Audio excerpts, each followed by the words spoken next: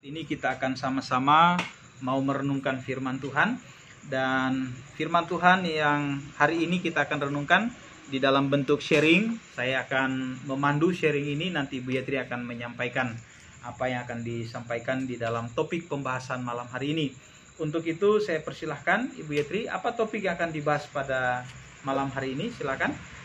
Ya, topik malam hari ini yang akan dibahas, yang tadinya saya siapkan memang untuk ibadah KIS, ya, sehingga ketika kompak ingin untuk bergabung juga, maka saya pikir bahwa tidak apa-apa, ya, firman Tuhan disampaikan dengan topik ini untuk para wanita, tetapi nanti Bapak Gembala akan menyampaikan juga untuk para bapak-bapak, ya.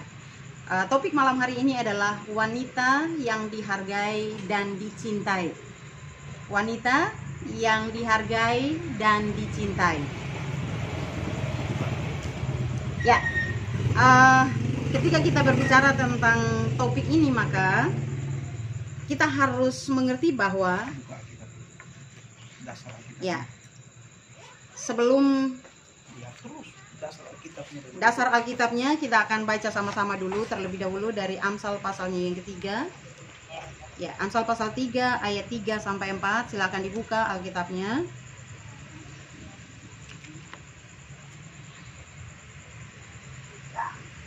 Ya, sudah temukan, kita akan baca bersama-sama pasal 3 dari Amsal, pasal 3 ayat 3 dan 4. Kita baca sama-sama, 1, 2, 3.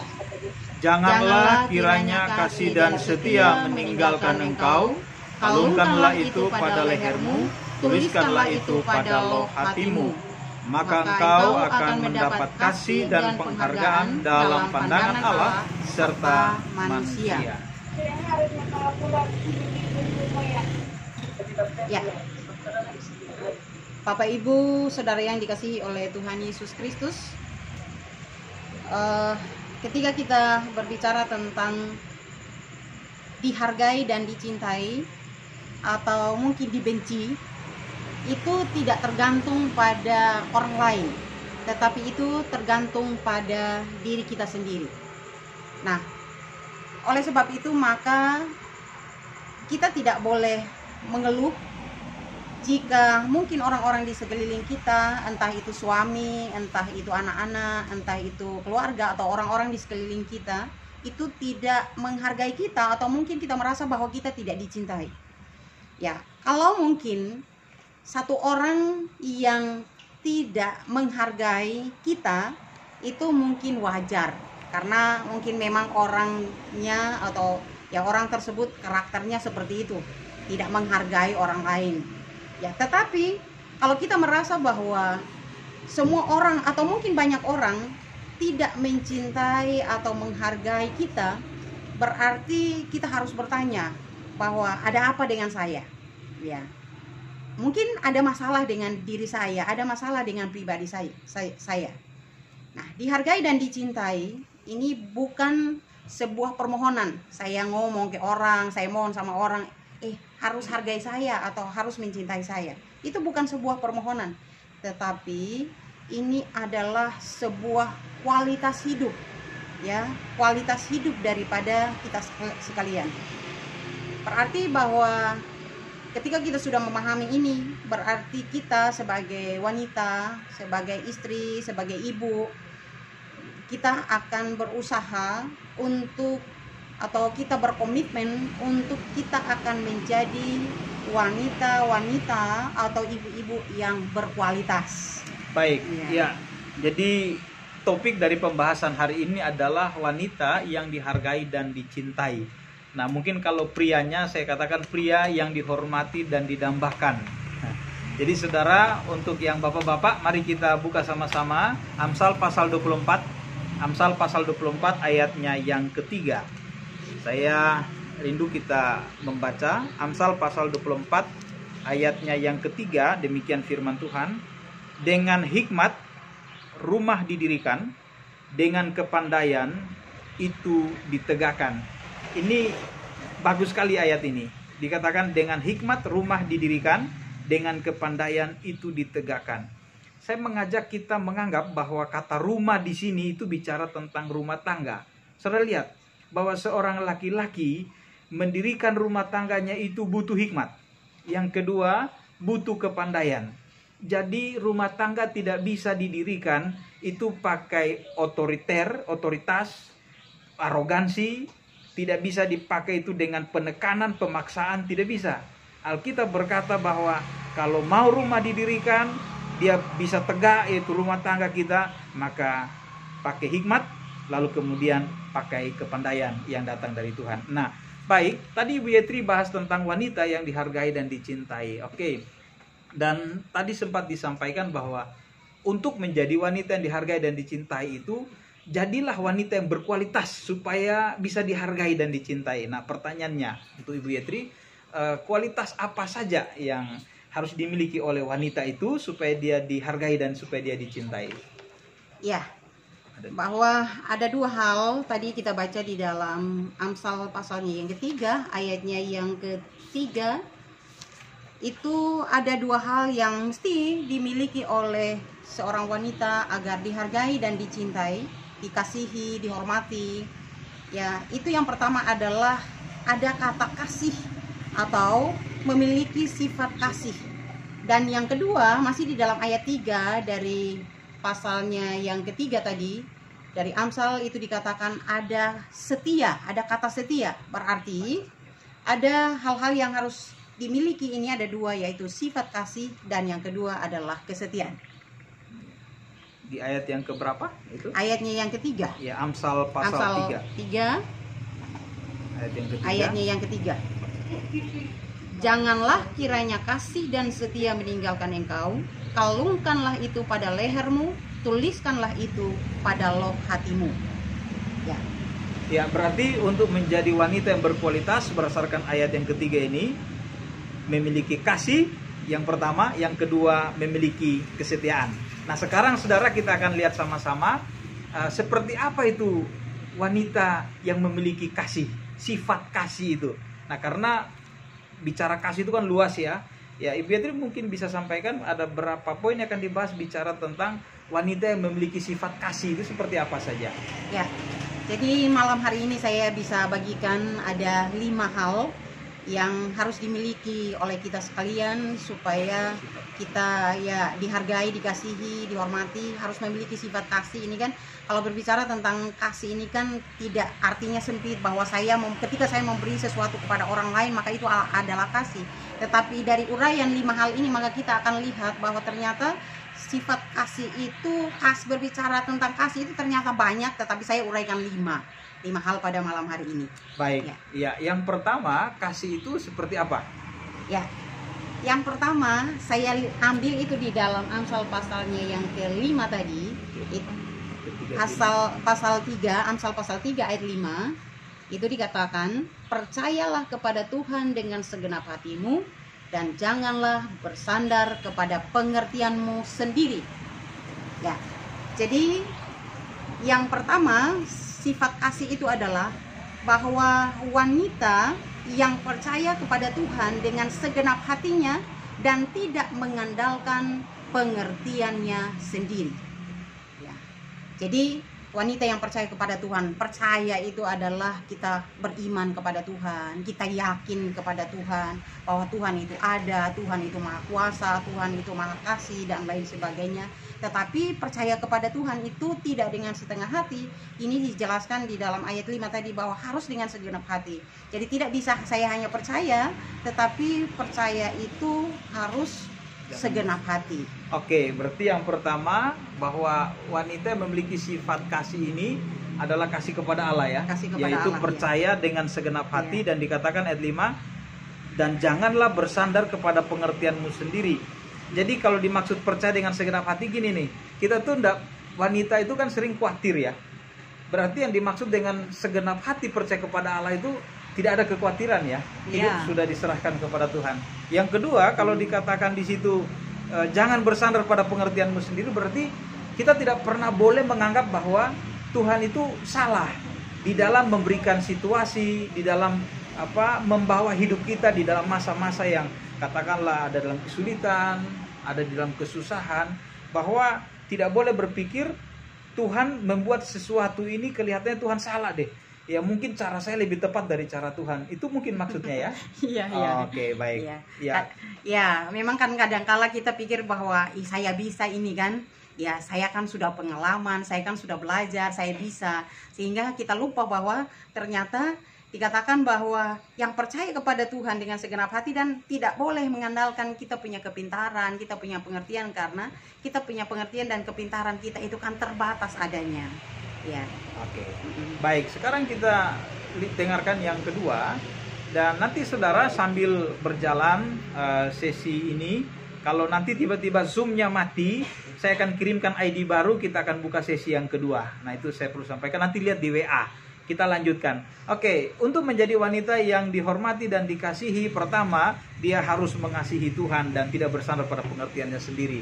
Karena di dalam Amsal 3, memang yang pertama-tama kita dikasihi oleh Tuhan dan dihormati, dihargai oleh Tuhan, itu di ayat 3. Nah, yang kedua, poin apa, Bu Yetri? Ya, yang kedua ini adalah wanita yang perkataannya harus membangun dan menguatkan. Ya, jadi supaya dihormati, dihargai, dan ini adalah bagian dari sifat kasih yang kedua ini, bahwa perkataan kita itu harus selalu membangun dan menguatkan. Bahwa ada kalimat yang mengatakan bahwa kualitas wanita itu tergantung pada perkataannya.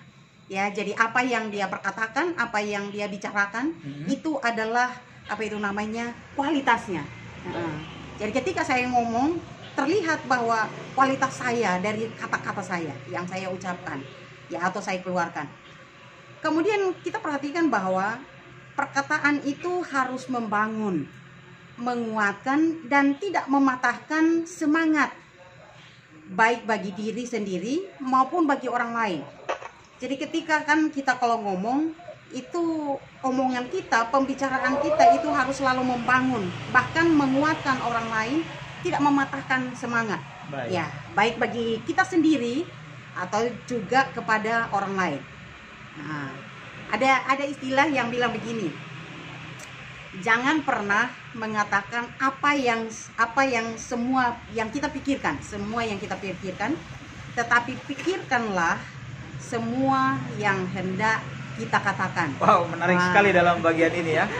Jadi wanita yang punya sifat kasih, poin yang kedua tadi Beatrice sampaikan, pertama, tidak perlu kita perkatakan semua yang kita pikirkan. Kadang-kadang ada hal yang di pikiran tidak semua harus keluar lewat kata-kata. Takutnya itu malah menyakitkan, itu tidak bijaksana. Tetapi yang kedua kebalikannya dikatakan adalah kita harus pikirkan semua yang kita katakan. Wah, ini menarik sekali. Oke, ya kita lanjutkan. Ya. Apa selanjutnya? Oke, bahwa kita kan tahu, saya pikir bahwa Bapak Ibu kan setuju dengan saya bahwa kita percaya yang namanya kuasa di balik perkataan ya. Jadi kalau saya ngomong itu ada kuasa, ya ada kan orang-orang percaya seperti itu. Maka berarti kita harus gunakan mulut kita untuk kita perkatakan hal-hal yang positif, atau yang tadi hal-hal yang membangun, menguatkan diri kita sendiri maupun orang lain, bukan hal-hal yang negatif. Oke, puji Tuhan. Jadi sudah ada 2 poin sifat kasih yang harus ditunjukkan wanita. Ya, sekarang kita dengarkan poin yang ketiga. Wanita yang punya sifat kasih itu seperti apa? Ya. Yang ketiga, wanita yang punya sifat kasih adalah wanita yang menyadari panggilan Tuhan dalam hidupnya. Ada firman Tuhan di dalam Kejadian pasal 12 ayat 2. Itu dikatakan, Kejadian pasal 12 ayat 2.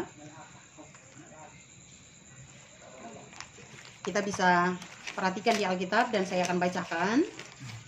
Kejadian pasal 12 ayatnya yang kedua itu dikatakan, Aku akan membuat engkau menjadi bangsa yang besar dan memberkati engkau serta membuat namamu masyhur dan engkau akan menjadi berkat.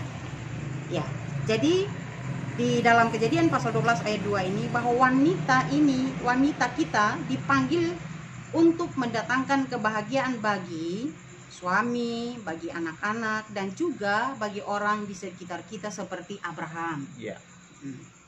Ya. Oke, berarti poin yang ketiga adalah wanita menyadari panggilannya. Ya, kalau kita baca tadi di dalam Kejadian 12 ayat yang kedua ya, Aku membuat engkau menjadi bangsa yang besar dan memberkati engkau serta membuat namamu masyhur dan engkau akan menjadi berkat. Berarti panggilan kita bukan untuk panggilan diberkati saja, tetapi panggilan untuk jadi berkat. Apa maksudnya ini untuk ibu-ibu? Ya, bahwa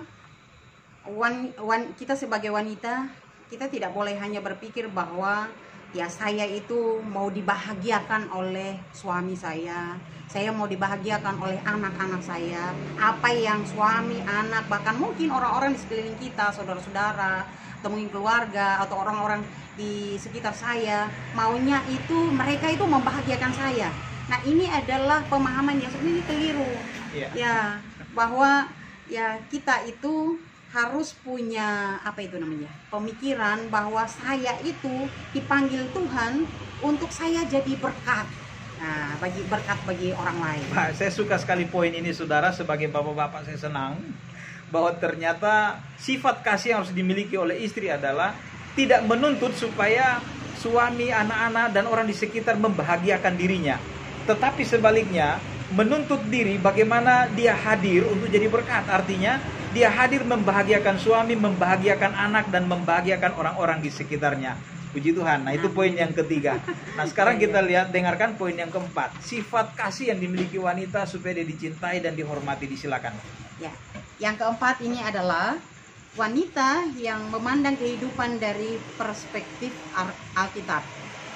Artinya bahwa kita berbicara tentang kehidupan ini kan penuh dengan lika-liku, penuh dengan masalah, penuh dengan pergumulan dan berbagai macam. Ya, seperti itu kan. Maka wanita yang memandang kehidupan dari sudut pandangnya daripada Alkitab adalah bahwa ketika ada masalah, maka yang pertama adalah dia berpegang pada janji-janji Tuhan, atau dia berpegang pada prinsip-prinsip daripada kebenaran firman Tuhan. Ya, yang kedua adalah bahwa dia tidak melihat masalah itu bahwa masalah ini adalah akhir daripada segala-galanya. Nah, yang ketiga adalah tidak putus asa dan tidak mengeluh waktu menghadapi tantangan.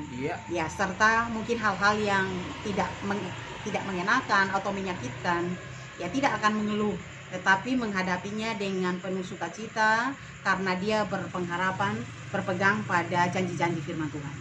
Ya. Oke, itu yang keempat. Kemudian kita langsung saja di hal yang kelima, bahwa wanita harus menjadi lemah lembut dan pemaaf. Ya, bahwa artinya kita ini kan adalah penolong kita sebagai wanita ya. Maka wanita harus bersikap lemah lembut, pemaaf, ya, bukan pembenci, bukan pendendam, bahkan bukan penghancur. Ya, ya mungkin itu kata penghancur itu agak keras ya seperti itu. Tetapi memang ya wanita yang lemah lembut ya seperti demikian. Ya, bisa saja wanita berkata-kata dan menghancurkan hati suaminya gitu.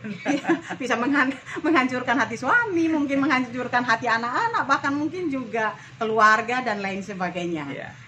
Jadi kita lihat bahwa lemah lembut ini tidak mengandalkan suara keras, ya.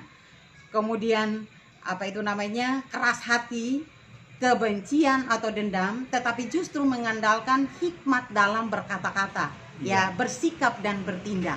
Oke.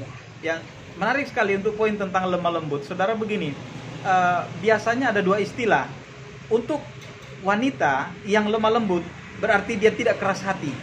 Kok kenapa tidak keras hati? Karena wanita itu mengukur segala sesuatu berdasarkan perasaannya. Waktu wanita itu tidak keras hati, berarti dialah wanita lemah lembut.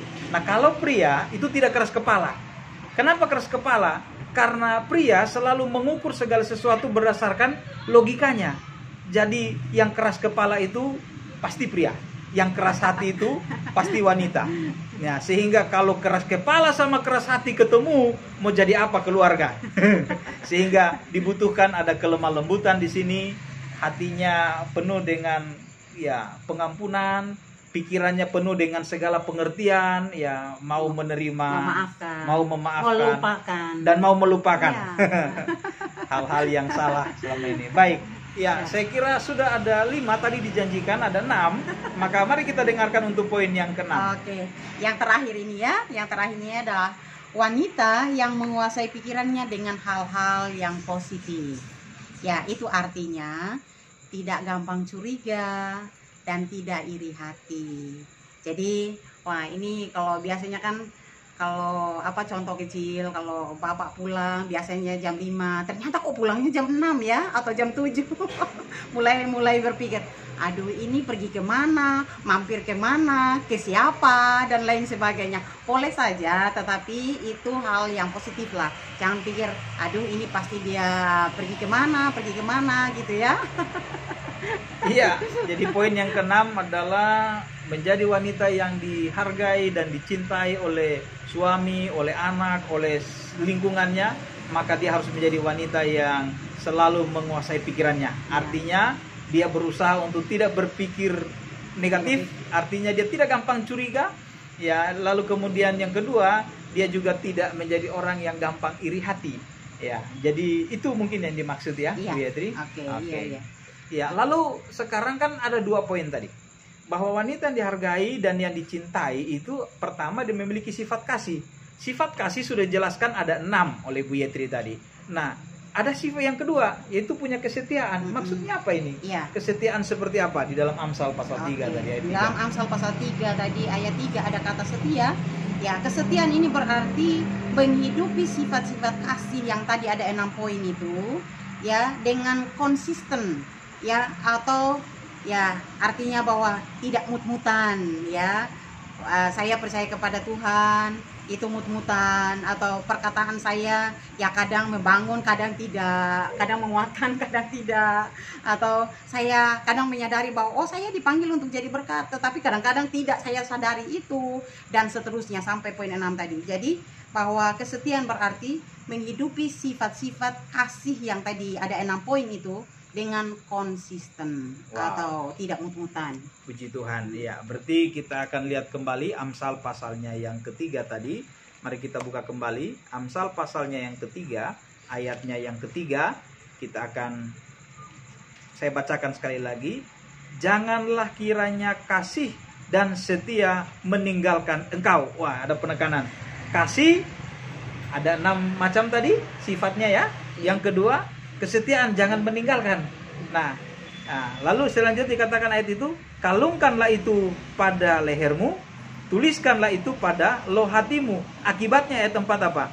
Maka engkau akan mendapat kasih dan penghargaan. Mendapatkan dihargai, dikasihi, dicintai oleh siapa? Ayat 4 bilang, dalam pandangan Allah serta manusia. Nah, itu kesimpulan dari firman Tuhan hari ini. Puji Tuhan. Jadi yang pertama, jadilah wanita yang memiliki percaya kepada Tuhan, yaitu kasihnya. Yang kedua, jadilah wanita yang perkataannya selalu membangun, bukan meruntuhkan, memberikan semangat pada suami. Ya, kasih semangat, rajin kerja papa, terus cari kerja sampai dapat. Nah, gitu. Lalu kemudian jadi wanita yang sifatnya ketiga, menyadari panggilan Tuhan. Oh, saya bukan hanya dipanggil untuk menikmati kebahagiaan, tetapi ya. Oke. Saya bukan hanya dipanggil. Halo. Bisa dengar? Sudah dengar? Sudah dengar? Ya. Jadi kita dipanggil bukan hanya untuk mengalami kebahagiaan, tetapi juga untuk mengusahakan kebahagiaan bagi keluarga kita. Lalu kemudian yang keempat adalah wanita yang memandang hidup dari perspektif Allah. Artinya yang pertama, kita percaya janji-janji Tuhan, walaupun dalam kesulitan Allah turut bekerja dalam segala keadaan dan sebagainya. Lalu kemudian yang kelima, wanita harus menjadi lemah lembut. Ya, artinya tidak keras hati. Yang pria yang lemah lembut berarti tidak keras kepala. Jadi hidup yang demikian yang dimaksudkan. Dan yang keenam adalah wanita yang menguasai pikirannya. Baik. Ya, demikian. Dan untuk itu kita akan satu hati, kita akan berdoa bersama. Sekaligus saya akan doa syafaat untuk Bapak Ibu sekalian. Mari kita berdoa.